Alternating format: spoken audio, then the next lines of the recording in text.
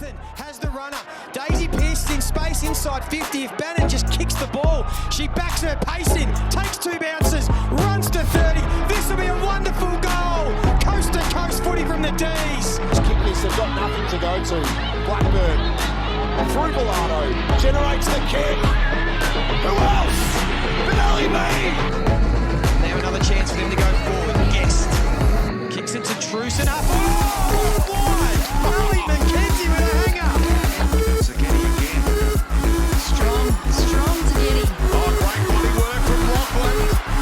Chance out the back on her left boot. Brilliant. Celebrates with the fans on the hill.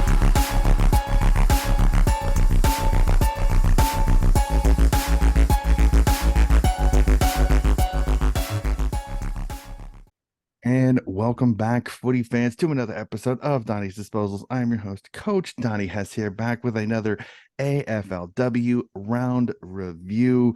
We are getting towards the pointy end of the season. Round 8 has come. It has gone. And joining me today, ladies and gentlemen, a very good friend of the podcast and legend of SA footy and coach of the Woodville West Torrens women's team in the state league, a very good friend of mine, Miss Coach Norelle Smith. Coach, great to see you and have you on the podcast. You too, Coach Donnie. Good to be here, as always. Awesome. I think you picked a wonderful round of footy to chat with me over. Some results we expected, some results we didn't expect, and some absolutely magnificent footy. So before we get into the nuts and bolts of each of the games, just a kind of sky view, overall thoughts of round 8. Oh, look, it was, there was a couple of teams that played that you thought would get the points. Talking about the Suns, thought they would get up over Port easily. Thought North Melbourne would have put up more of a fight against the D's. Always knew it was going to be a close one with the Brisbane and West Coast. Last game of the round, come home and make Essendon look shaky as we get to the pointy end. Yeah, definitely. That was definitely one I was looking at going, okay, that's an interesting result. So let's go through it game by game. We will jump up to Cairns, up to Kazali Stadium. I thought it was funny that I said up there during the preview, up there, Kazali. I had to chuckle at myself for doing a pun and didn't even know it. As the Richmond Tigers get a win over the Hawthorn Hawks, 41-30, a great game of footy. Fantastic to see women's footy up at the top end. Your thoughts on this one, because this was a magnificent game. Bond Conti, as usual, sensational. Yeah, look, but the Hawks, you're going to be like, they played a plucky game, didn't they? Like, the Tigers have obviously really been well noted that their injury list is very, very long. Missing, they've got Mont Conti, but they're missing, the second part of the double barrel in Ellie McKenzie. She's set to return pretty quick if they can sneak into the finals. But I thought Hawthorn played really, really well. I think Caitlin Ashmore's been playing some really good footy. But it was a really good game to watch, wasn't it?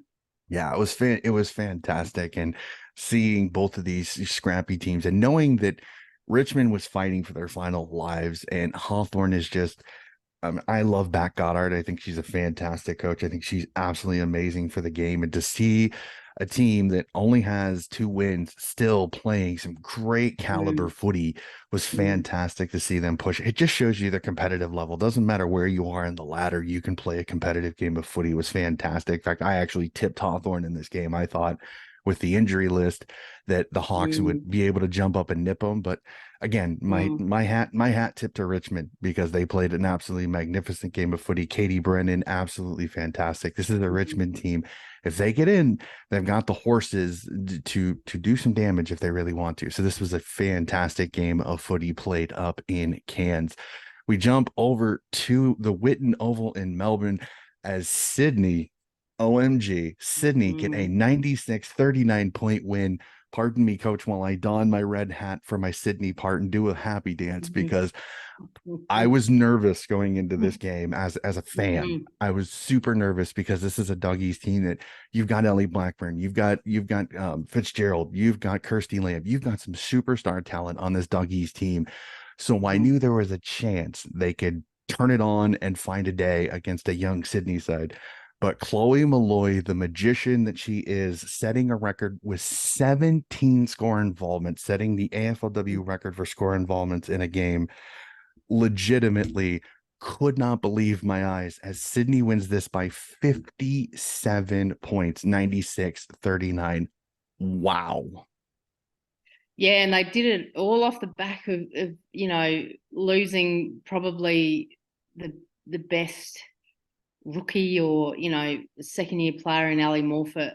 She's just taken her game to another level, and when she's gone out for the season with that pesky injury, it's kind of like you think, where will Sydney find the depth? But what a touch up. Wow, the Dogs are in some serious strife. Yeah, I felt horrible as this game went on, just because it just seemed like they got it out of there when it did go inside the defensive 50 for Sydney. They were able to repel, and then their kick mark game was absolutely magnificent. Beck Privatelli going forward. Cynthia Hamilton is starting to show why she was a top 10 pick, and it was just incredible. I literally, I'll take my red hat off for just a little bit, and just as a coach, watching what Coach Gowans has done with this young side has been very, very impressive. And I worry that Burke's days in the kennel may be very, very, very short, unfortunately. But this is a tough one. Going up, next one up to Brighton Homes Arena, up in Springers, up in Queensland, as the Lions do it again. They knock off the Crows 42-39 in an absolute classic. I must say, I finished the Swans game and I thought, oh, I'll go to bed. No, I can't. Gotta watch Brisbane Adelaide. And I thank God I stayed up and watched this, because I was treated to absolutely magnificent, sensational, every single great word you could say for a game of footy. It described this awesome game of footy. Brisbane by 3, 42-39. Yeah, well, I've been saying all year that we've got the big four. We've got Melbourne, North, Brisbane, Adelaide. They're the big four teams. And, if you look at the ladder now, and I know we'll talk about it later, but they're the four teams that, they've cemented their spots. Where they finish is, a little bit up in the air, but you won't imagine that they'll change too much in those positionings. But, yeah, what an absolute classic it was. It was, Brisbane's pressure was probably the best that they brought all year. And I suppose that's what happens when you come up against a rampaging Adelaide that hadn't dropped a game. And if you're going to be any chance against them, you have to bring the pressure. But, is it that mindset of for Adelaide that it's the one that they probably might needed to have dropped? Because, they didn't get touched up. It was a close game, could have gone either way. It was in the balance right till the end. But yeah, two of the best sides, duking it out. And I think for me, it's between Adelaide, Brisbane, Melbourne for the flag. Yeah, I'm with you on that one. I'm calling it. Not really. I don't think it's really a big call, because I think you kind of look at it, and I completely agree with you. It's the top four that are fighting for the flag. The other four teams in the finals, I think, are just making up numbers. Because as good as those, all four of them have been very, very good. Their only losses really have come to each other. There have been no shockers. I know Richmond nipped Brisbane early in the season, and I think they were still adjusting to the losses of Greta Bodie and Emily Bates, which makes Brisbane's win even more impressive. Of the total losses that Brisbane has had, like, I think somebody put it out there that said if you put together a team of all the players that Brisbane has lost over their 7 or 8 seasons, you could win a premiership with it. It's insane to look at the names that have donned that Brisbane Guernsey that are now donning a different Guernsey in the AFLW. So what Starcevich and the Brisbane Lions have done up in Queensland is incredible. So for them to knock off the team that knocked off Melbourne it just makes this finals that much more interesting. And I've just been impressed with what Coach Starcevich has done. So this is a Brisbane team, if they get on a roll, could be absolutely lethal come finals time, especially with their forward line. As good as it is with Dakota Davidson fighting form, and Chelsea Hodar is an absolute spitfire. So what a game. Yeah, look, Courtney Hodder, she's a live wire.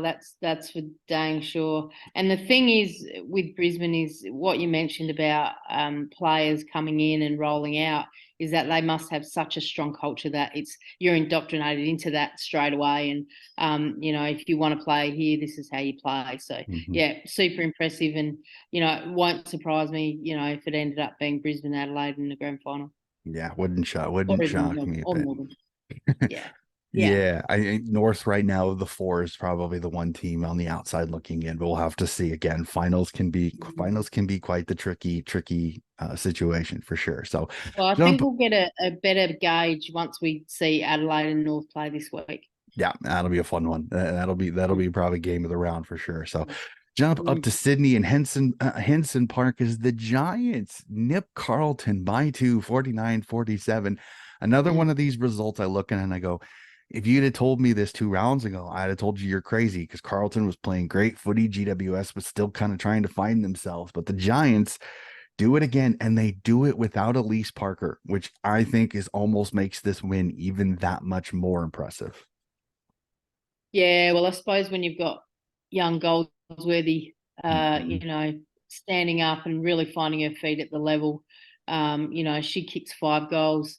Any team that has someone kicking 5 goals is pretty stiff to lose, even though Zanka did it against Adelaide a couple of weeks ago. But yeah, like what a find. They've uncovered a powerhouse forward that that they haven't really cemented. They took up Huntington up there to play that role, and she's still kind of finding her feet coming back from those ACLs. So, but Goldsworthy. Zali Goldsworthy, she is an absolute weapon. And yeah, they just found a little bit of connection, didn't they? They just, and to grab it the way they did at the end was another exciting finish for another quality AFLW game. Yeah, I love seeing these tight scores. It's absolutely magnificent. I love seeing that. And it's great. And it's great for the competition to see that even a team that's fighting for finals they can have that game with trouble against a bottom 4 side. So it's absolutely magnificent. We jump over to, as you said, one of the games that I think shocked a lot of people, and that's Port Adelaide v Gold Coast, ends in a draw, 45-45. And this was one I had penciled in. I thought the Suns were just too strong. Their talent and Port Adelaide has been a little bit iffy this year. They've been inconsistent.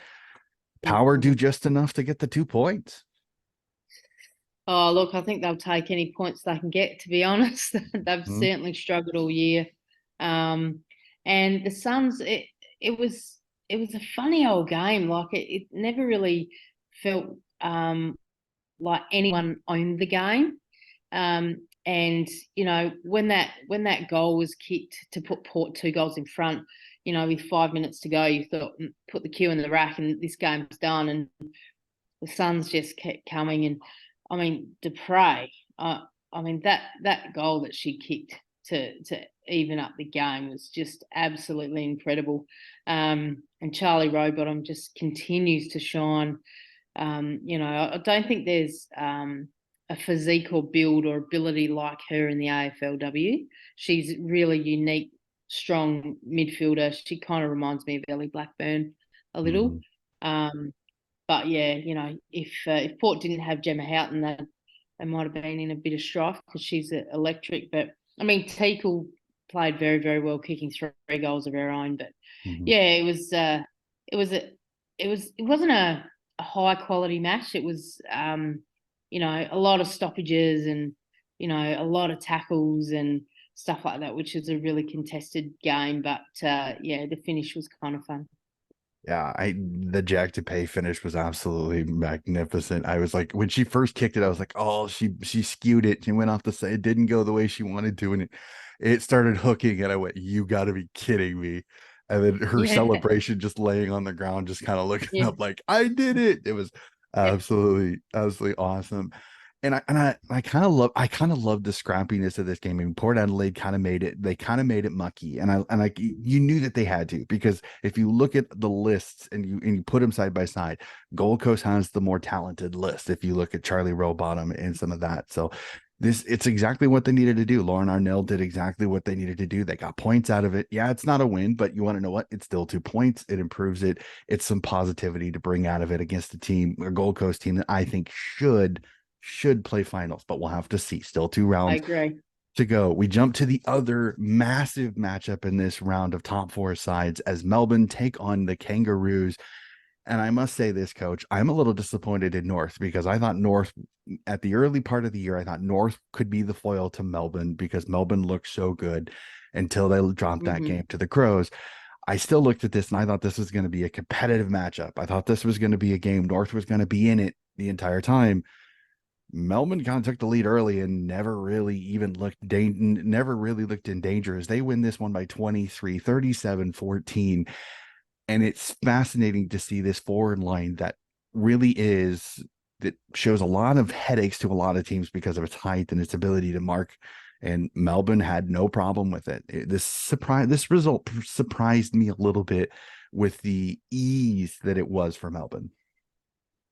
Yeah, I think it surprised everybody, to be honest. I remember listening to someone talk about North, and they were talking about North saying, they just don't trust them as a side to win big games. And this is one of those particular moments where that happened. And if you have a look at the way the scoring went, they kicked 2-1 in Q1, and then they only scored one more point in the last quarter for the whole game. So the connection between the mids and the forwards, or the ability of Melbourne to choke them, to be able to stop that scoring and that running. Because Melbourne, they didn't score. It wasn't a high scoring game. They only scored 1 goal, 1 in the first quarter, 2 goals, 1 goal, 1 goal. So it was a real arm wrestle, but really concerning for North that they can only kick 2 goals in a game, in a game of footy, and in the first quarter, and then struggle to get any type of ascendancy.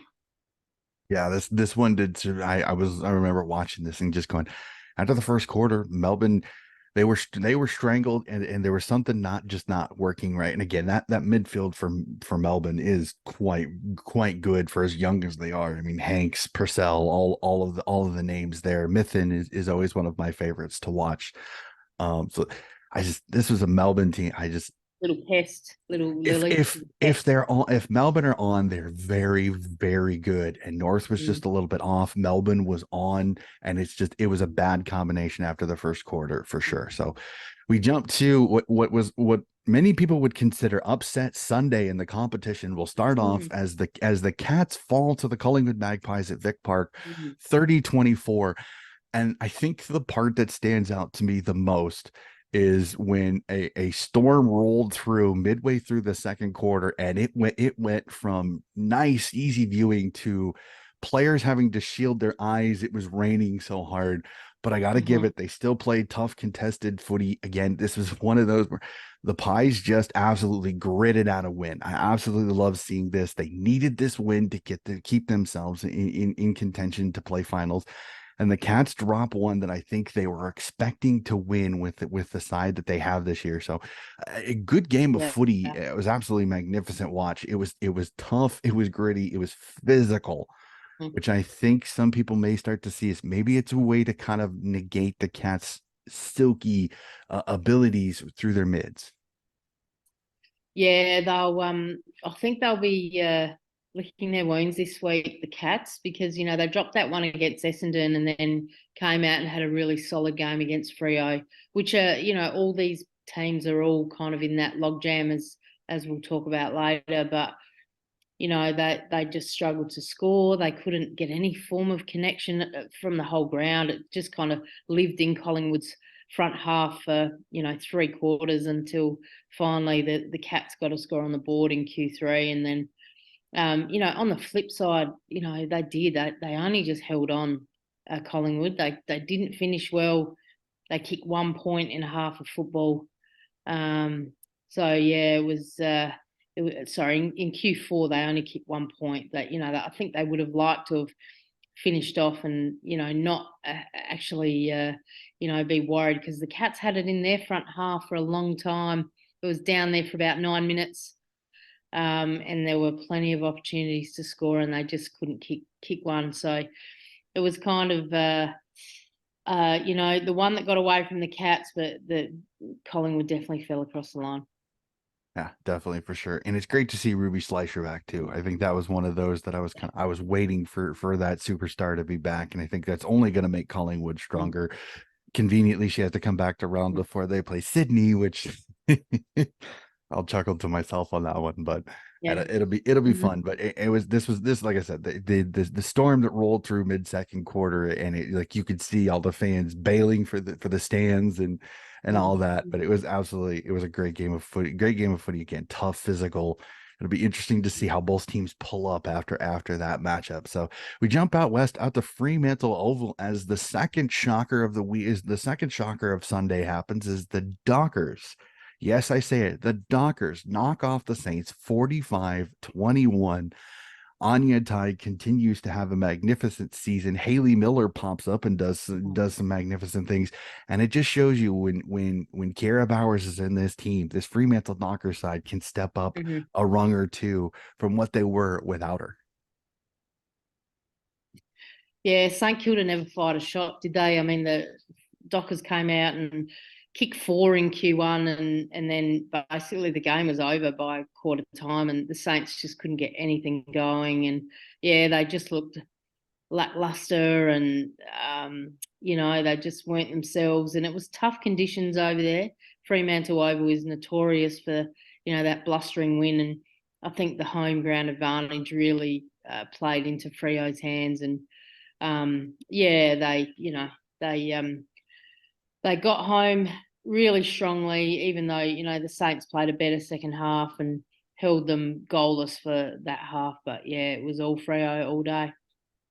Definitely, for sure. So it was fascinating to see that one. And then last but not least, the one that I think shocked people the most of this entire round, as the West Coast Eagles go to Windy Hill over in Melbourne and get a 4-point win over Essendon.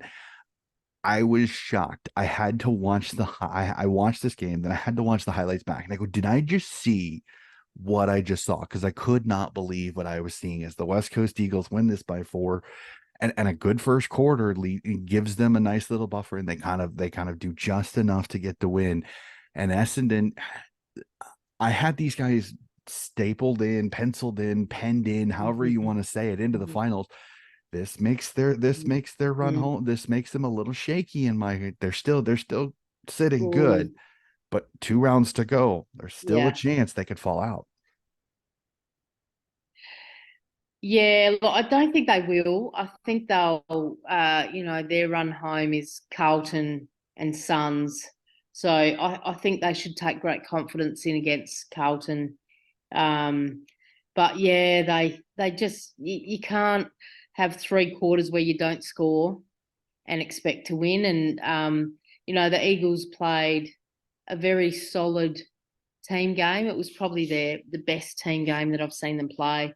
And yeah, they move the ball better, Eagles. They are able to get a few connects and really actually put the defence of Essendon under pressure. And they held on in the end. The Dons were coming. They were coming really super hard, but they were able to fall across the line and get a much relieving win, I'd say. Yeah, definitely, for sure. But it's that just absolutely, that shocked me. That I could not believe my eyes after that game ended. I was like, did I just see that right? It was one I see, but I don't believe type of moment from an old footy call, for sure. So and that is it. That is all 9 games through round 8. Again, my tipping was absolutely atrocious because Sunday absolutely got me, as I went 0 for 3 in that one. So my tipping comps, I'm a little bit of strife, a little bit, for sure. So we jump to one of my favorite parts of the podcast. I don't think you're alone there. I don't. I think a lot of people, this was not a good week for tipsters, for sure. This is one of a couple this year that it's great for the content when it comes to it. It's great for the ladder because it keeps things interesting, but the tipping did not go well. So we jump to my burning questions because I'm always interested on this because again, we have 2 rounds to go, round 9 and round 10, and some very significant matchups still to come. A couple of games, several games that I think are really going to shape this top 8. So for you, Coach, what's a game that you're looking forward to in one of these last 2 rounds that you are going to be tuned in on because you know it's going to affect the 8 going forward? Oh, there's so many. It's actually, that's a really hard question. I feel like the top 4 playing each other is really cool. So Adelaide obviously play North this week, and then Melbourne and Brisbane play in round 10. So that will shape the pointy end of the ladder. Because as I said, those 4 they're locks. They'll all go deep in the finals. The Dons, oh gee, they're going to have to come out and really, really play well against Carlton to get their tails up, because the Suns will really want to play finals as well. And it's funny how everyone's lined up, and I don't think anyone's got an easy game coming in. Like all of those ones between 5 and 13 that are all on the same points, or the Dons actually are on 20. So 6 and 13, they're all on the same points, but they've all got winnable games. But yeah, for me, I've got my eyes on the prize. I'm watching those top 4. I'm keeping an eye on Essendon because both of their opponents are fighting for finals, with Carlton this week in Gold Coast next week. So it's like I'm almost looking at it going, Essendon is the team I'm keeping the most eye on because they've got 2 games that are winnable, but 2 games that they could drop because Carlton's playing really good. Carlton's playing some really good footy, a little bit of a stumble up here against GWS this week, and Gold Coast on its day can play some really, really good footy with the skill that they have. So it's like I'm almost looking at it going, Essendon's schedule are the 2 significant ones because you've got 5-9 and you've got 5-7 right now going into these rounds. I mean, 2 losses for Essendon, and it could cost them finals. So they are not out of this. They got to win at least one of these games to guarantee their finals. Exactly. So that's going to be absolutely insane. So the Dons would be their schedule would be the 2 games I think that are going to be the most to keep an eye on. So as you just kind of said, Coach, from spot 6 to spot 13, there are 4 points. That is it. I'm gonna test you. I'm gonna make you pull out your crystal ball, and I'll pull up the ladder just to be sure, so I can make sure on this. So as we said, the Dons sit in 5th with 20 points, just outside of And it's always great when you go to the AFL website and the first thing that pulls up is the men's ladder, and I'm like, it's over. What are you doing? All right, so here we go. So Essendon at 5th with Collingwood, both in 20 points. Percentages separating. Gold Coast with that draw puts them at 18, and Geelong sit in the last spot with 16. Carlton, Sydney, Richmond, St Kilda, and Fremantle all sit outside due to percentage. What 3 teams? 5th, let's go 6th, 7th, and 8th, with Essendon being there. Technically, we'll roll 5th in, but it will kind of one of those 2 teams should stay into the finals. 6, 7, 8. Who are the 3 teams that will get into those last 3 spots in this logjam to 13th place? I think Collingwood will come home. They play Sydney and Richmond, which are both winnable games for them. I think there'll be a bit of spice with the Collingwood Sydney match, because obviously Gowans is from Collingwood. He was their senior assistant a couple of years ago, and Chloe Malloy. So I think that'll be a super spicy game. But I think Collingwood will just maybe fall. It'll be close because Sydney are in some good form. So I think Collingwood will stay in. I think the Suns will stay in. I think Essendon will stay in. Yeah, I think you're right there, and I think Geelong get that last spot. I'm kind of with you. Unfortunately, I think the 8 that is it. I think the 8 that's there is in. I think Carlton's issue is that I think they dropped this one to Essendon, and I think Sydney. Unfortunately, that Collingwood matchup is really going to hurt them.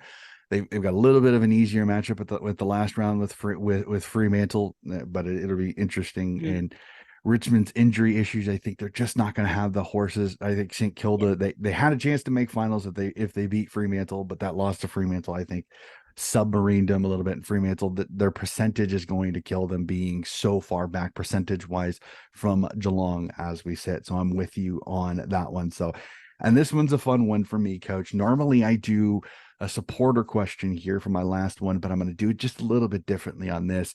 As a pioneer of SA footy and somebody that's well known for helping SA footy, women's SA footy, get to where it is today, how encouraged are you at the amazing standards that the AFLW comp is showing this season? Because as somebody that's a huge supporter of women's footy, and you know me, I'm a huge supporter of women's footy, both in the state leagues and the AFLW. I'm thoroughly encouraged by how incredible the standard is this year and how close these games are and how competitive they are. How encouraged are you of the progression of women's footy at the highest standard? Yeah, I think it's naturally was always going to happen as soon as you invest money and time and coaching and giving the athletes a real chance to be their best. I always thought it would happen. My favourite thing that I'm watching is the aerial prowess of the game. I think we've seen, you look back to Eloise Jones, Courtney Hodder. There's been some outstanding aerial marks that we haven't seen before. And I don't know if you're watching, but the ability to move the ball fast by hand, they're coming up with those creative handballs rather than just playing boring football. They're just really trying to move the ball offensively. And I don't know about you, Coach, but I'm seeing that the kicks are so much longer. They're so much more powerful athletes, and their skills and the time that's being put into that is just really evident, and it's just it's only going to get better. Yeah, I followed Jim at Bastiani, and she put the statistic out. They said goals from 50 and outside are up 21 or 30% from the previous seasons. So it just shows you that a lot of these women, they're improving their kick, they're improving their kick distance, and their accuracy too. I know it's one of those. It's the little things, but maybe it's the coach in me. The more that I watch it, is the accuracy of kicks. Usually, it's these long floaty rainbow kicks that take forever, and you sit there as a coach and you go until the player catches it. But now you're seeing line drive darts that are just maybe half a meter above the head of their intended target, and they land lace out right on the chest, and you're seeing great link up play. Like there was a passage in the Sydney game where ruck tap, handball, forward handball, forward handball, forward handball, shot on goal. Like in 20 seconds, the ball went from the center of the ground to behind over the goal umpire's hat and in for 6 points. I love seeing that. The scrappy type of footy, it's fun sometimes because of the physicality, but the skill to be able to get the clearance and then 3 handballs and you're kicking on goal is absolutely magnificent. I've said it and I'll continue to trumpet it as the more these women get to just train and just work on their craft, the better this competition will get, the higher standard, the skill you are going to get, and you are going to be impressed with how good some of these women are. And I mean, just looking at your squad this year and one of the top players on your team is Sinead Goody. I cannot wait for people at the AFLW to see her play footy because she's an absolute magnificent talent. I cannot wait to see that.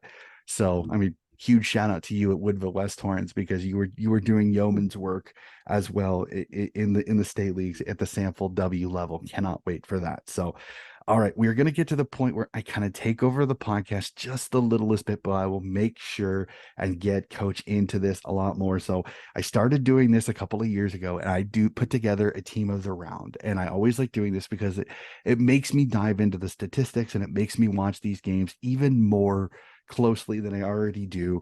So I'm going to put together a team, and I want to hear what you think of this team that I put together. I do a little bit of analytics with it a little bit, and I kind of put a little bit more emphasis on players that are making an impact on the scoreboards or score involvements, goals, goal assists, different things like that. So there may be a few names that are going to come out that you're going to be a little bit odd because statistically may not have had a huge game, but they may be kicked a goal. So here is my team of the week. We'll start on the fullback line. I try to make sure that I keep these women in the positions that they normally play. So you're going to hear wings, you're going to hear fullback, halfbacks, and so here we go. And the fullback line, starting with Carleton's Harriet Cordner and Sydney's Brianna Tarrant. Brianna Tarrant has played some fantastic footy.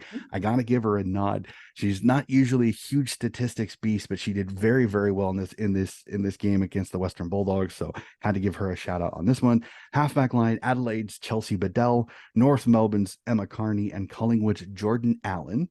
And the wings, we see Sydney's Sophia Hurley and Geelong's Nina Morrison. At the ruck, we see Carleton's Bree Moody. In the guts, we see Sydney's Laura Gardner, the Western Bulldogs' Kirsty Lamb, and the Melbourne's Taylor Hanks. At the half-forward line, sees Chloe Malloy of the Sydney Swans, GWS's Zarly Goldsworthy, and Adelaide's Danielle Ponter. At the full forward line, sees Julia Tico of the Port Adelaide Power and Sydney's Cynthia Hamilton. On the bench, I do defender, midfielder, ruck, forward, and then a utility player from any position. Defender Zoe Prowse of the Adelaide Crows, as the midfielder Michaela Can of the Collingwood Magpies. The Rocks backup will be Fremantle's Mim Strong. The forward is Port Adelaide's Gemma Houghton, and the utility is Gold Coast Claudia Whitford. So I know it's a lot of names really quickly, but your thoughts on the team of the round for this round? Yeah, not bad. I think Ebony Marinoff's a bit stiff not to get in there. She had a pretty good game, and Ali Anderson from Brizzy. I can see the red and white ticker is strong in that selection. But that's the statistics. I know everybody's gonna say, Coach, that's a lot of Sydney players. Well, Cynthia Hamilton a lot kicked of Sydney two, Chloe kicked 3, Sophia Hurley kicked 2. So I mean the one that probably so it's the goals really kind of helped out that. So sometimes it kind of skews it a little bit when you get a game like they did against the Western Bulldogs where they kicked 14 goals. So that it is a little bit. And I know I hear that all the time. The midfield's probably the hardest position for me because you're splitting hairs. It's the goals sometimes can really help out because if you've got only 3 or 4 that have kicked a goal, it really kind of makes it easy. But if you get a game where 9, 10, or 11 kick goals, I mean, you're splitting hairs. I'm picking intercept possessions. I'm picking meters gained. I'm picking clearances. It's a lot of fun sometimes. So I completely understand. Yeah, Eb Marinoff, Ali Anderson. I think Maddie Prasparkas had a really good game. Amy McDonald had a really good game. They had tons of possessions, but they didn't impact on the scoreboard. So that's kind of how I kind of split that one up. I know it's stiff. I know it really is stiff, but you know what? It's your team and it's a good team. All righty, we jump to it. My homage to the former fourth and long on this, and then he does power rankings for everything. So I keep power rankings going. So I do mine by form. Mine is a what have you done for me lately type of power ranking. So it's going to sound a little bit different as you hear this. So here it goes. Number 5, the North Melbourne Roos, still winning 3 out of the last 5, still playing pretty good footy, but unfortunately a loss this round really does kind of hurt them. Number 4, the Adelaide Crows. Unfortunately, you lose a game, you drop down a little bit in the rankings a little bit, just because it's the winning streaks and how you're going. Number 3, the Brisbane Lions again started to find another win streak after dropping a game a few rounds ago. Melbourne at number 2, and number 1 is the Collingwood Magpies with 4 in a row, the longest win streak currently still active in the AFLW. So again, it's a what have you done for me lately. It's not always about ladder position, so that's why the Pies take the top spot in the power rankings. So I know it is still early, Coach, and we still need teams and injury things, but I think let's hop on and let's tip this upcoming round of footy. I'm very interested to see your thoughts on this. So we'll jump to Friday night footy and an absolute cracker. I think this could be a really good game up at Heritage Bank Stadium up in the Gold Coast as the Suns host the Giants. Who do you like in this one? Suns for me. All righty, I'm with you on this one. I think the Suns, but keep an eye out. This is a game that could potentially nip the Suns if they take the Giants lightly. Suns win this one, but I think the Giants stay in it. All right. Casey Fields in Melbourne as the Melbourne Demons take on the Fremantle Dockers. I like the D's in this one. Fremantle Melbourne coming off. convincingly. Go ahead. Melbourne convincingly. Yeah, I think unfortunately Fremantle, that travel across country, I think will hurt them just a little bit. So we jump to it. RESCA Park as the Saints host the Lions. Who do you like in this one? Lions for me. Alrighty, I have the Lions as well. I think just a little bit too good for this Saints team. Unfortunately, Nick Del Santo is running into a little bit of a tougher part of his schedule. So a cracking one. I cannot wait for this one. Essendon v Carlton. Who do you like in this one? Essendon for me. I think they have got a lot of injury woes with Bannister, Kane, G, Voigt, Brown. If they can get Voigt back in and Brown, there'll be a chance. Yeah, definitely, for sure. All righty. The most interesting one, some people would say the fight for the wooden spoon until the Eagles won this round, is West Coast take on the Doggies out in Minio Resources Park out in Perth. I'm going to tip the Doggies and I'm going to tip the Eagles in this one. I originally was going to tip the Dogs, but the Eagles win has me impressed, and being at home, I think the West Coast unfortunately keep the pain going for the Western Bulldogs. Yeah, I think the Eggs will get it done. All righty, over to Icon Park as the Richmond Tigers host the Geelong Cats. I don't want to be Richmond, unfortunately. I think the Cats are going to be angry, and I think they come out strong. I have the Cats in this one. I think Richmond will topple the Cats. I think they've got a bit of the stammers, the old Cats. They haven't really played great footy in the last month. Interesting. I like that call there. All right, Henson Park up in Sydney. Does Sydney have a shot, or is Collingwood just too strong? I definitely think Sydney are a smoky to make the 8, but on Collingwood's form, how they're playing, you know what? I'm going to call a draw. Well, I will take it as a Sydney fan. I'm gonna tip Collingwood. I'm gonna do my fun one that I say all the time on the podcast is I'm gonna tip and hope my tip is wrong and Sydney wins. So I'm surprised, but if I get it wrong, at least I get the tip right. So it's a win-win situation either way for me on that one. All right, over to SA where you are in Norwood Oval as the Adelaide Crows host the North Melbourne Roos.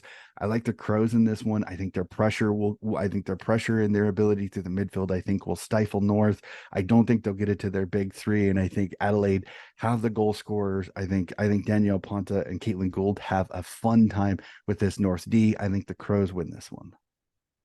Yeah, I think North will challenge a lot, and they'll challenge for a half, but I think the Crows will run over the top. Yeah, I agree with you on that one. And last but not least, a fun little intriguing one at Kinetic Stadium in Frankston as the Hawks take on the Port Adelaide Power. 2 expansion sides from last year, hook horns again. Who do you like in this one? Oh, the Hawks are playing a really great brand of footy. I'm going to go with the Hawks. I'm with you on this one. Kinetic Stadium, they play really, really well, and Beck Goddard has these ladies humming. I really thought they had a chance against Richmond, just fell a little bit short. I think just a little bit too much cohesion on the Hawks side. I think the Hawks win this one as well. So, ladies and gentlemen, that is it. All 9 games tipped. We've went through it. What an incredible conversation. I've absolutely enjoyed it. Coach, it's great to catch up with you. And I gotta ask, how are things going at Woodville West Torrens? I know you're starting to get ready for your upcoming season here very soon. Yeah, we did a little time trial on the weekend, and caught up with all the parents and families, and just had a bit of a chat about where we're going as a club, and so the real session kicks off tomorrow night. So very excited, and hopefully we can push our way up the ladder. Fantastic. I really, really hope so. As I messaged you earlier in the last handful episode of the season, the last handful snapshot season, we had our bold prediction, and I kind of threw my backing behind you in my bold prediction. I think that Woodville West Torrens will make finals this year and finally get all of the teams in the AFLW in the finals at least once. So I'm crossing my fingers that comes true, both for you. So that is going to do it for our episode today. Really, really appreciate the listen, ladies and gentlemen. Keep an eye out. More coverage coming up. We'll finish the AFLW season. We will have my off-season supporter season kicking off very soon, where I'm going to sit down and try to have a chat with all of the fans of the unattached teams in both the Sandful and the Waffle this year, and a couple of very special fans that I've sat down that I want to sit down and have a chat with. So keep an eye out. Plenty of footy coverage. I will get us through the summer months in Australia, the winter months over here in the States, till we can get back to footy, when I can't wait for the AFLW to start, to get everything going again next season. So that's going to do it for another episode of Donnie's Disposals. We will see you again very, very soon.